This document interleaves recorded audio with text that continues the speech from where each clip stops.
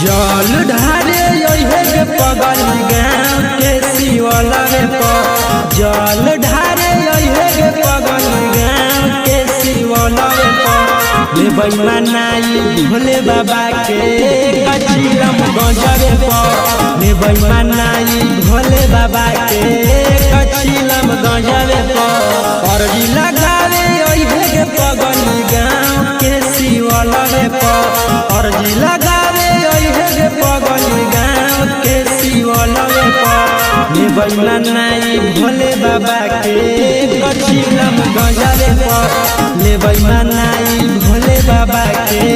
कचिलम गंजवे पर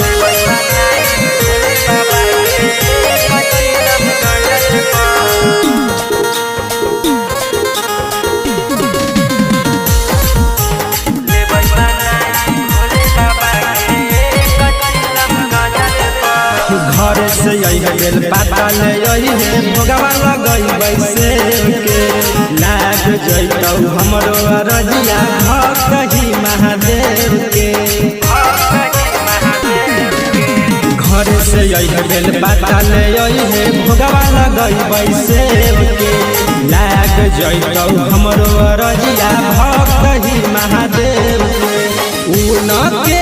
नाम के टैटू बनहिले ही हाथावा पर उनके नाम के टैटू बनहिले ही हाथावा पर लेबै मनाई भोले बाबा के कचिलम गंजवे पर लेबै मनाई भोले बाबा के कचिलम गंजवे पर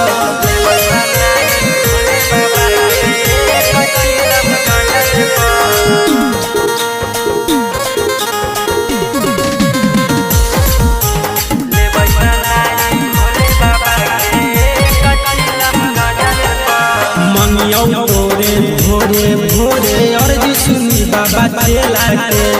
आज लेना मन पूरा भइल याद कल बेला के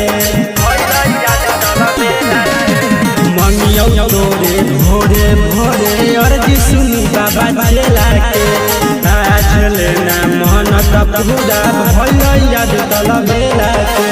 देबै न चाही भोले बाबा के बबी राज के गाना पर देबै न चाही भोले बाबा के बबी राज के गाना पर लेबै मनाई भोले बाबा के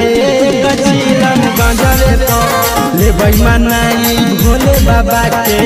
कचिलम गंजवे पर